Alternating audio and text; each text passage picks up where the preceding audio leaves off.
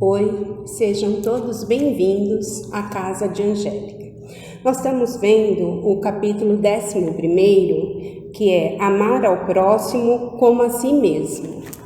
E hoje a gente vai ver, dai a César o que é de César e Deus o que é de Deus. Quando Jesus falou isso, ele pediu o quê? Para que a gente parasse para refletir, né? Para a gente discernir o que seria dai a César o que é de César. Então, o que é material fica na matéria, o que é espiritual é de Deus. É para a gente ter um equilíbrio entre o material e o espiritual. Algumas coisas que eu achei interessante a gente comentar antes. A Palestina, ela era dominada por Roma e ela foi dividida em 12 províncias. A que nós vamos falar se chama Judá, que significava terra de judeu. E era a capital Jerusalém, aonde tinha o maior templo. Então, por aí a gente vai vendo a importância que tinha, tanto geograficamente como politicamente.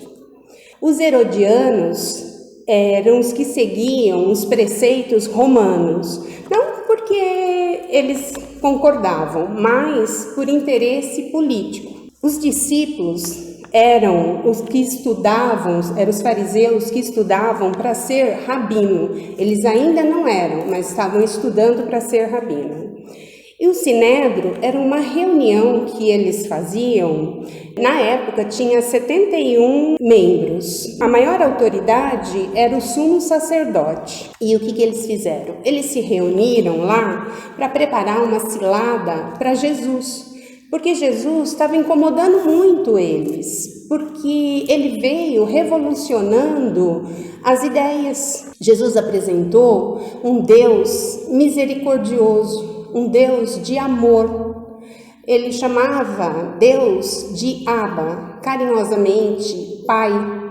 Então, ele estava apresentando um Pai para os judeus, enquanto que os fariseus, eles pregavam um Deus vingativo, um Deus que punia, que castigava. Os fariseus tinham medo de tudo que era divino. Era uma forma deles controlarem a população.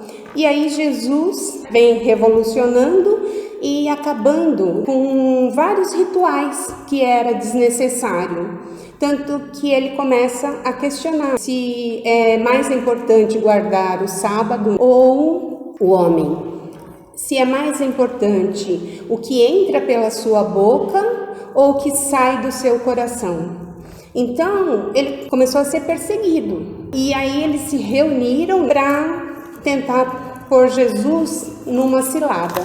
Então, retirando-se os fariseus, projetaram entre si comprometê-lo no que falasse.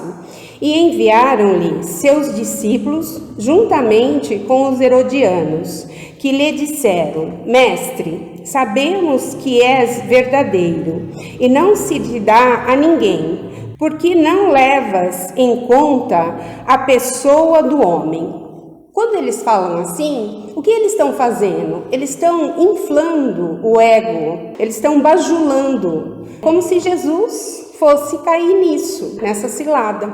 E como muitas vezes a gente presencia isso, as pessoas vêm te agradando, te falando, para depois fazer o pedido. Por isso a gente tem que estar sempre atento, né, para não deixar que o nosso ego fale mais alto. Dize-nos, pois, qual é o teu parecer? É lícito dar tributo a César ou não? E quando eles fazem essa pergunta, eles deixam como se Jesus só tivesse duas respostas, ou sim ou não. E se Jesus respondesse sim, pague o tributo, os fariseus já estavam prontos para se revolucionar, porque tinha um grupo grande de dissidentes que eram contra pagar o imposto. Eles já pagavam para a igreja e eles achavam muito ter que pagar também para Roma. Então eles estavam já se preparando para uma revolução. E se ele falasse, não pague o tributo para Roma, estava lá os herodianos pronto para levar Jesus preso. Então eles já tinham a certeza que de uma forma ou de outra eles iam conseguir pegar Jesus, mas não conseguiram. É por isso que a gente tem que estar sempre refletindo sobre o que chega até você. Porém Jesus, conhecendo as suas malícias, disse-lhes: por que me tentais, hipócritas? Quando Jesus fala assim, ele dá a entender que ele sabia muito bem que aquilo era uma cilada, que eles estavam sim preparando alguma coisa para que ele caísse, porque Jesus podia simplesmente deixar passar despercebido, mas como Jesus sempre foi verdadeiro, ele não deixou que isso passasse despercebido. Ele simplesmente mostrou que realmente eles estavam querendo pegar ele numa cilada. E aí ele chama de hipócritas. E quantas vezes a gente também não se vê nessa situação de que se você responde sim, não, tudo bem, vamos fazer, e aí a pessoa ou responde de uma forma e a pessoa não gosta, aí você é tido como mal educado, como grosseiro. E se você se cala, é como se você fosse conivente, como se você estivesse concordando com aquilo. Por isso a gente tem que estar sempre atento ao que chega para a gente. Mostrai-me cá a moeda do censo. E eles lhe aproximaram com um dinheiro. E Jesus lhe disse: de quem é esta imagem e inscrição? Respondendo-lhe eles: de César. Então lhes disse Jesus: pois dai a César o que é de César, e a Deus o que é de Deus. E quando ouviram isso, admiraram-se e o deixaram e se retiraram. E isso daqui está em Mateus, no capítulo 22, no versículo de 15 a 22, e em Marcos, no capítulo 12, de 13 a 17. Quando Jesus fala: dai a César o que é de César, ele deixa muito claro que o que é matéria é muito importante. Tem que estar na matéria. Você tem obrigações, porque nós vivemos num mundo material. E quando ele fala, dai a Deus o que é de Deus, é porque também é muito importante que a gente separe a matéria do que é espiritual. Ele não pede para você ser só matéria, nem ser só espiritual. Ele pede para você o equilíbrio. E é isso que a gente tem que ter, o equilíbrio entre o material e o espiritual. Porque a gente tem muitas obrigações. Nós temos a obrigação com a sociedade, porque nós vivemos em grupo. Então nós temos que respeitar as regras para conviver bem, né? Você não pode estacionar sem pensar no outro. Tem uma vaga aqui, eu vou parar. Se você olhar, dá para parar duas pessoas, então vai um pouquinho para frente, deixa que a outra pessoa pare ali. Você tem que respeitar onde você joga o lixo. Vai jogar na rua, é só um papelzinho. Imagina se todo mundo fizer isso. Então a gente tem que aprender a respeitar essas regras.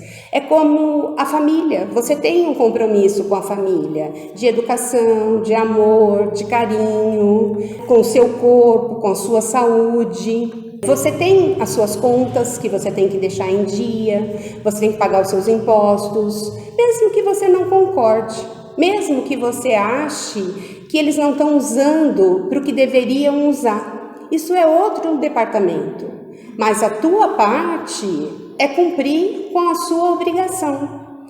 Mas você olha, mas o meu vizinho faz um gato, ele não paga energia. Tudo bem. Ele vai responder por isso. Você sabe que é certo pagar, então você sim tem que pagar. Ah, mas o meu amigo passa no farol vermelho e tudo bem. Isso tem uma consequência. Você sabe que aquilo é errado. Então a gente tem que aprender a separar o que é da matéria e o que é do espírito. E não adianta a gente pôr a culpa no vizinho ou pôr a culpa no governo. Nós sabemos o que é certo. Nós sabemos quando estamos fazendo o certo. Porque quando a gente faz alguma coisa que é errada, a gente não se sente bem. Fica alguma coisa, um barulhinho dentro de nós nos incomodando, que aquilo não era correto. E quando você faz o que é certo, você sente uma paz, você sente uma tranquilidade.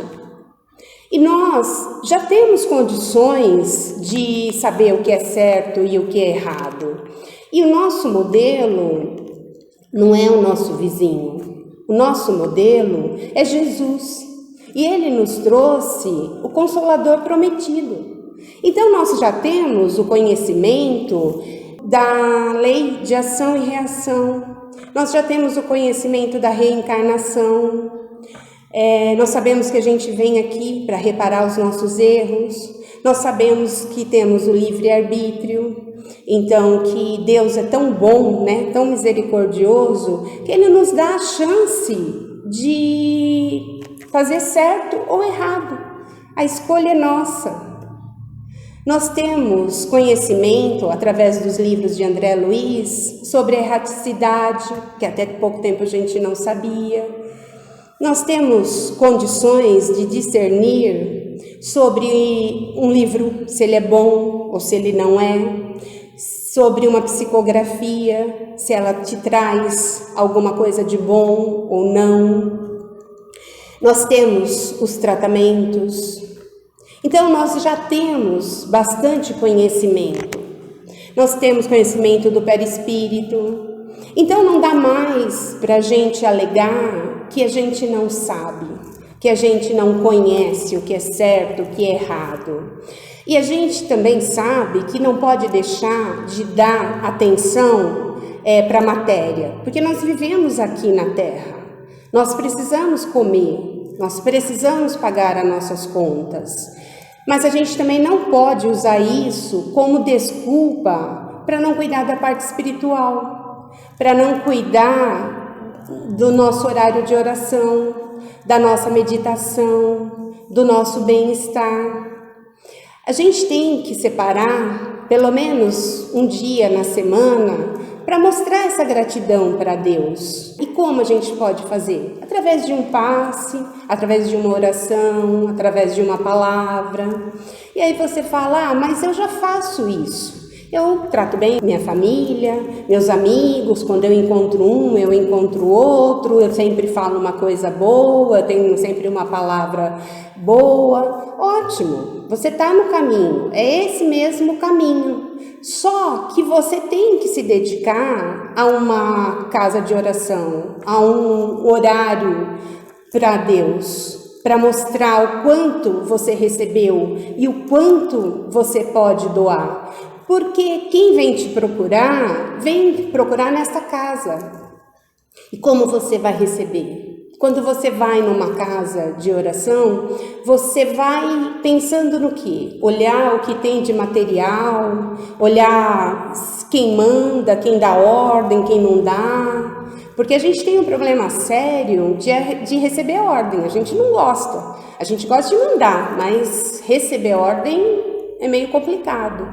Então a gente tem que parar e pensar: o que eu estou fazendo da minha vida? Quais as escolhas que eu estou tendo? Eu realmente estou de coração aberto? Eu realmente venho para receber com um sorriso, para acolher quem está chegando, quem está precisando de uma palavra, quem está precisando de um conforto? O que mais eu estou fazendo? O que eu estou dando de prioridade? Tem aquela passagem de Marta e Maria, né? As duas irmãs, quando Jesus vai na casa delas. Marta fica preocupada, arrumando aqui, fazendo aqui, ali. E se a gente for pensar materialmente, ela não estava errada. Ela estava recebendo uma pessoa e ela estava cuidando para que as coisas estivessem em ordem. E Maria estava lá sentada ouvindo Jesus. E aí ela acha ruim. Mas se você pensar, qual era o momento? Qual era a prioridade naquele momento? A prioridade naquele momento era o aprendizado que Jesus estava passando. Então nós temos que aprender o que é prioridade e qual o momento de priorizar a matéria ou priorizar o espiritual. E muitas vezes a gente se sente solitário. Por quê? Porque a gente está dando tanta atenção à matéria, a resolver isso, a resolver aquilo, que a gente está deixando de ser solidário. E você escuta as pessoas falando assim, nossa, né, o clima está muito tenso, a atmosfera está muito pesada. E realmente está, porque nós estamos num momento de transição. Nós estamos sendo convidados a uma reflexão. É como aquela parábola do rico que acumulou e partiu naquela noite. Então, nós temos que parar e pensar qual a nossa contribuição? O que você está contribuindo com isso? Qual a sua parte nessa história? Leon Denis fala que quando você enxuga a lágrima de um irmão, já valeu a sua encarnação. E aí a gente tem que pensar, quantas lágrimas nós estamos enxugando? Ou nós estamos só chorando? Ou estamos fazendo o outro chorar? Nós temos que parar e raciocinar. Eu acho que esse é o momento de nós refletirmos. Nós estamos aqui nesse momento na Terra para a gente refletir realmente o que é importante. Que hora nós vamos dar prioridade para a matéria e que hora nós vamos dar prioridade para o espiritual. Os dois são importantes. Jesus não quer que você dê mais importância para um ou para o outro, e sim os dois que estejam em equilíbrio. Esse princípio é uma consequência daquele que manda agir com o outro como quereríamos que o outro agisse conosco. Condena todo prejuízo moral e material causado aos outros, toda violação dos seus interesses e prescreve o respeito aos direitos de cada um, como cada um deseja ver o seu respeitado. Isso daqui é muito sábio, porque é justo. Quando você se coloca no lugar do outro, você consegue sentir o que o outro está passando. Quando você tem dúvida do que você deve fazer naquele momento, você deve se colocar no lugar da outra pessoa, porque algumas vezes você vai ter que escolher fazer alguma coisa que para você não é tão confortável. Você poderia fazer uma coisa que é mais confortável, ou então fazer uma outra que não te deixa tão confortável. Mas aquela que é confortável, você tem que pensar assim, eu estaria beneficiando quem? A mim e algumas pessoas. Tá, mas e a outra? Você estaria beneficiando a você e a outras mais pessoas. Então escolha a que o seu coração indicar. Nós temos que sempre seguir isso. Não tem como errar. Quando você faz a escolha que te deixa em paz, é a escolha certa. Eu gosto muito do Sérgio Cortella e ele fala assim, fazer o possível é medíocre. Agora, fazer o seu melhor, aí é carinho. Porque quando você faz o seu melhor, o outro pode até achar que não está tão bom, mas é o seu melhor daquele momento. Você vai se esforçar e fazer ainda melhor. Então, cada vez você vai fazer melhor ainda. E a gente tem que pensar nisso. E para isso a gente tem que ter muita coragem para mudar o que não está bom em nós. Porque a gente escuta falar sobre resignação, que a gente deve se resignar, mas a gente também deve ter coragem. Eu acho que o que falta, que está faltando, é coragem para olhar para a gente e fazer o nosso melhor. E aí a gente lembra daquela passagem, aquela fábula do beija-flor, que estava ali na floresta, a floresta começou a pegar fogo e os animais se mandaram. E aí ele está ali, levando um pouquinho de água e jogando no fogo. Vai jogando no fogo um pouquinho de água. Chega a coruja e fala para ele: o que você está fazendo? Ué, estou fazendo a minha parte, né? Tentando apagar o fogo. E aí a coruja fala: mas você sabe que você não vai conseguir. E ele fala: sei, mas eu estou fazendo a minha parte. E é isso. O que nós estamos fazendo? Nós estamos fazendo a nossa parte? Nós estamos equilibrando entre o material e o espiritual? Nós temos que ter isso em mente. Nós somos os trabalhadores da falange do Cristo. Ele é o nosso modelo. Então nós temos o compromisso de fazer o nosso melhor. Quando a gente veio para cá, nós viemos com a mão cheia de semente de flores. E a nossa parte é plantar essas sementes. Pode ser que a gente não vá ver o resultado, mas o nosso comprometimento foi esse, em plantar essas sementes de flores. O sol, a chuva é de Deus. Então nós temos que esperar, porque na hora certa as coisas vão florir. Então quando Jesus aqui fala, dai a César o que é de César, nós temos que pensar, o que é matéria é da matéria. Não dá para a gente ficar acumulando. O que é de Deus é dele, é a parte espiritual. E as duas têm que estar em equilíbrio para a gente ser feliz. Porque se elas não estiverem em equilíbrio, nós não seremos felizes. E é isso.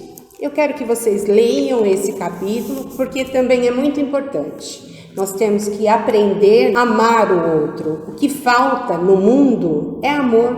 Boa noite, boa tarde ou bom dia, né? Dependendo do horário.